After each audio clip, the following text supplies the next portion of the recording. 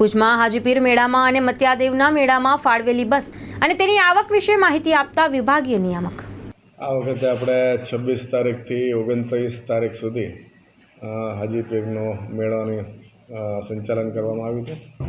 એમાં 380 ટ્રીપ જેવી થઈ અને લગભગ 21 લાખ અને 52,000 જેટલી આવક થવા પામી છે.